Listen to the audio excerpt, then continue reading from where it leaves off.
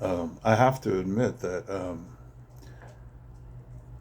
it I had thought like, oh, I should do commentary on my music videos, but I always thought like I live in such an unusual part of the world that if I talk just like I would talk normally when I'm out in public here in Sacramento, California.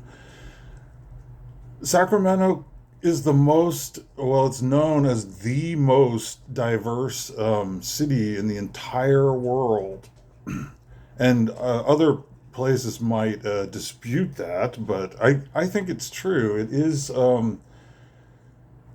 more diverse than San Francisco, it's more diverse than Oakland, and it's even per capita, it's even more diverse than Los Angeles. And I was born in Los Angeles in 1966, and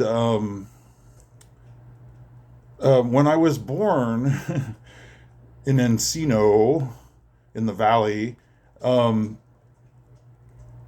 bossa nova music was very, very, very popular, and that's because um, in 1964 there was this collaboration album between João Gilberto and Astrud Gilberto, his wife, and Stan Getz, who Stan Getz was the coolest of the cool jazz saxophone players and American, and they were um, what is it? There was the bossa nova movement in Brazil was like happening in the 1950s, and so Joao's first album came out in 1958 when he was by himself. I don't think he was with Astrud yet at that point, but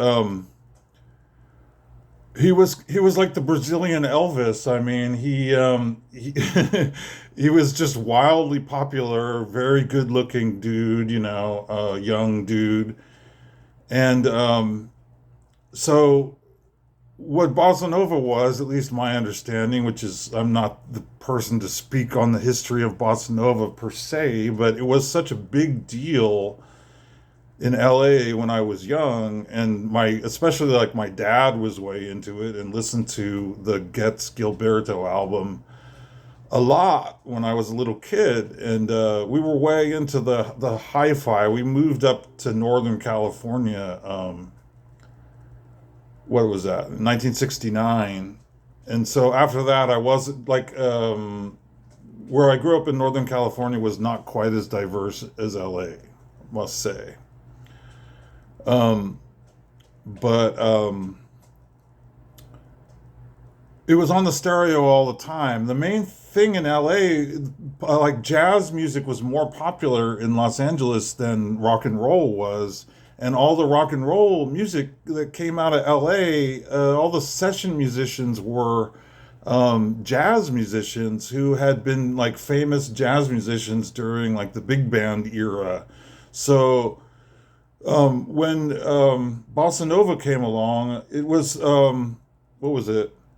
They had guitars like this in Bahia State in Brazil, and they're called like they had like three different kinds. I mean, one of them I think had three strings, and and then there's this one. They had one a ukulele. This is a Hawaiian kala ukulele, but this four-string guitar was brought to Hawaii by Portuguese sailors like around I don't know 1880 or something like that, and they I think they kind of like changed kind of the tone of it to make it kind of this has got a very I don't know if I'm using the right word, like a sonorous kind of very sort of dark tone to it. And then I have this other one. This is the kala, and then this is the pomai kai, and this one has a slightly brighter tone. But I think that of these, that you know, this one just kind of sounds more serious. They had these little guitars in Bahia, and Bahia was populated by they had slavery in Brazil. So for like 200 years during all the samba or like carnival celebrations, these are, people who didn't have a lot of money, but they had like one person who would be strumming this four-stringed little guitar, and they'd be strumming, strumming, strumming, and they changing the chords like crazy, and they would play. They're changing the chords so fast, and they weren't even allowed to read or write, but they just they didn't write it down. They didn't. It was a folk tradition, like folk music we have in the USA, a folk tradition that went on for like I don't know, 200 years or something like that, of people playing, and there being like a big procession with all this like African drums and stuff like that. And they're having a big old samba carnival, and they'd have somebody strumming this little guitar. And they have six-string guitars, of course, like in Brazil and anywhere in the world that's influenced like by Spain or Portugal. They have these little classical style guitars. This is like a little mini classical guitar. Sounds like a classical guitar. Um, but they didn't write down the music. They weren't allowed to write down the music because slaves were not allowed to write. So in the 1950s, right around the time that João Gilberto became popular, they were really into writing down these chord progressions that had been devised over a very, very, very long period of time by these African slaves who had come from West Africa, where there was a tradition of playing like harp. What is it called? A kora, I think. And so they already had, I mean, how far did that tradition go back? Playing the kora, I don't know, thousands of years probably. Anyway, they had these Portuguese little mini guitars, and there would be like one guy. And if you listen to samba music now, it's just kind of like we're having a good time, and we have one person that's strumming, ching, ching, ching, ching, ching, ching, ching, ching, the little guitar, and then you have like 50 people playing drums, and they're all dressed up in like carnival outfits, which are like the craziest looking things that you've ever seen. And we have carnival, like we have carnival in Sacramento, we have it in San Francisco, of course in Los Angeles. It's a big thing. Portuguese culture is big in California because, well, for many reasons, but uh, when right after the gold rush, when California was well, it wasn't even, yeah, it was part of the USA at that point, but it had been part of Mexico, and it had been part of Spain, and we still have all the buildings from then, and the imprint of the Spanish culture is very, very deep, but this imprint of Portuguese culture is also deep in California because of all these farmers that came, especially to the Central Valley area after the gold rush, and set up farms. And if you look at where they came from, because they all came from the Azores, which is an island chain in the Atlantic Ocean, if you look at pictures of the Azores, the way the farms look, and also like they have like vineyards set up on the top of hills, they just look exactly like what the vineyards look like in Carmel Valley, and also like especially Russian Ridge along Highway 1, which is just kind of west of like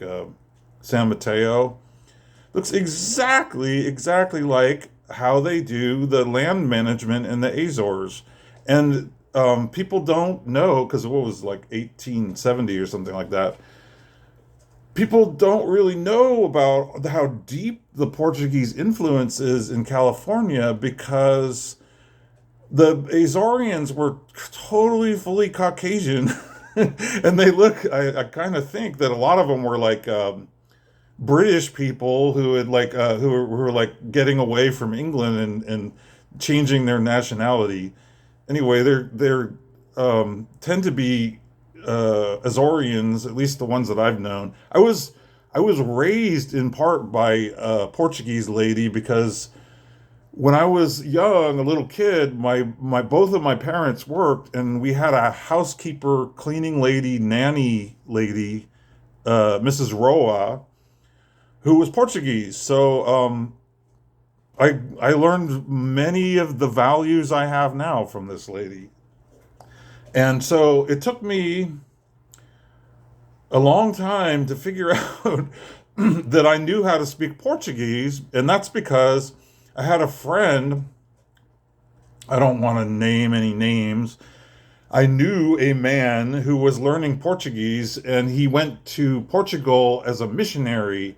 And this was in like 1991 or something like that. And so he was around a lot and he was learning Portuguese. So every time I saw him quite often, he would be going like, oh, this is how you pronounce this is how you pronounce that.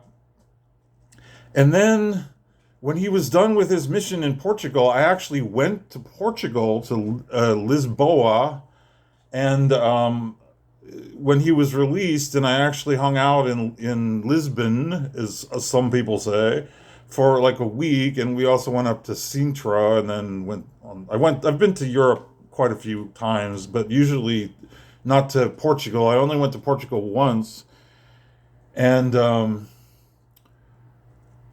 but on that trip, I also went to Spain. I spent some time in Alicante. Anyway, I since I since I learned travel phrase book Portuguese on that trip, and I had this compadre who spent so much time learning Portuguese that I know how to pronounce it pretty well. I just don't have a very large vocabulary. But I could probably work it. I could be Portuguese, I think, especially if I'm dressed like this. Anyways,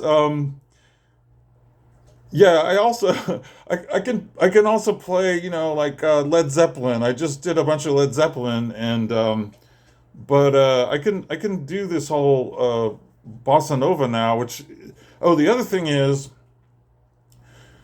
the whole time I was growing up in Cupertino, I was in the jazz band and I played the trombone, and yeah, I think it was every year. It was like 4 years of learning how to play jazz on the trombone, and bossa nova was considered like, well, if you can play that, I mean, that is just the most complicated music anyone has ever played.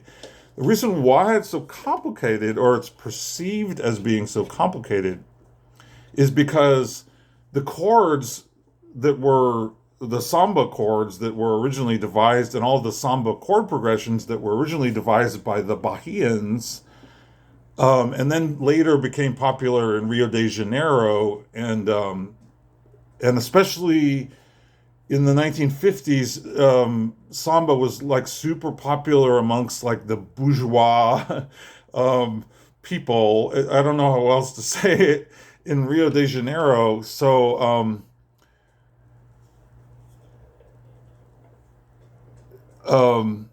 that is why I play this music, and I feel totally comfortable playing it.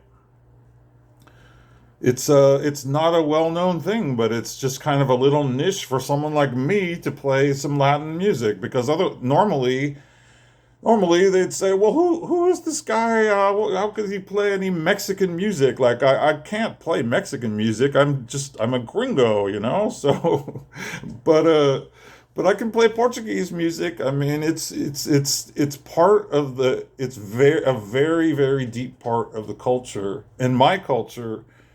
In part, like I said, because of this woman that was always in our house when I grew up, who was Portuguese. Um, but anyway, I think maybe I'll actually learn how to speak it pretty soon. Why not? It's a fun language. I think it sounds just as good, or even better, as far as Latin languages go. I think it's even cooler than like French or Spanish. I think Portuguese is probably, perhaps, and it's maybe just because it goes along with bossa nova, which is like the most complicated music. It's a very cool sounding language. So I'm actually, instead of like we have some Latin ancestry. I mean, I have a little bit of like French ancestry, but instead of singing in French, I'd rather sing in Portuguese. I'm from California. Okay. Anyway, here we go. What is this? Agua de Agua de Berber. Yeah. Diba do da ba diba da ba da ba diba do da diba da ba da ba diba do da da da diba do ba diba da ba da ba diba do ba diba da ba da ba diba do ba.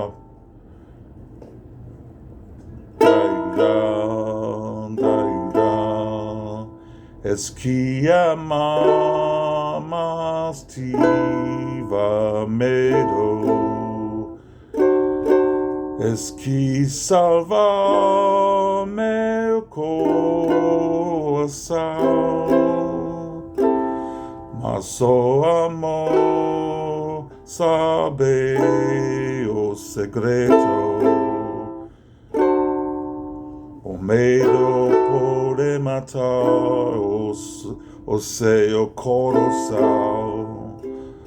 Água de beber, água de beber, camarada. Água de beber, água de beber, camarada. Diba-do-bop, ba-di-ba-da-ba-da. Dee-ba-da-ba-da-ba, dee-ba-doo-bop, ba-dee-ba-da-ba-da-ba, dee-ba-doo-bop, da-yoo-da, da-yoo-da. Es nunca fez coisa tal certa entre paz colado perdão. A minha casa viva aberta, abres todas as portas do coração. Água de beber, água de beber, camarada. Água de beber, água de beber, camarada. Água de beber, água de beber, camarada. Diba-do-bop, ba-di-ba-da-ba-da-bop, diba-do-bop, da-di-ba-da-ba-da-bop, diba-do-bop, da-yoo-da, da-yoo-da. Anyway, so I could just go on for hours and days about bossa nova music, but when Joao and Arstrud came to L.A. and I think that there was like a love triangle there. Like she ran off with Stan Getz, the sax player, but the bossa nova music became this international craze, and all the jazz artists who were still alive, I mean, from the golden age of jazz, like in the 40s and 50s, they all started playing it because it was all this whole collection of chord progressions that nobody had heard before, because it was just people who lived in Bahia or people who were familiar with samba, who had heard these chord progressions before. They were really unusual. So all the jazz musicians in LA started playing, and especially all the session musicians, um, like the people you heard on like early or like mid period Beach Boys, you know, what they call the Wrecking Crew. They started playing bossa nova chord progressions all the time, and particularly um, on like children's TV shows like Sesame Street. They had like the bossa nova chord progressions sound like children's TV in the 1960s. And so that would be like what people would associate it with, but it was actually music from Bahia that was like over a period of like 200 years, my understanding. Anyway, that is really all I can think to say right now. So that's a lot more words than you've heard from me in a while, I think. But yeah, if I start rambling, I could ramble on for far too long. Okay, all the best to you all out in YouTube land. Okay, ciao.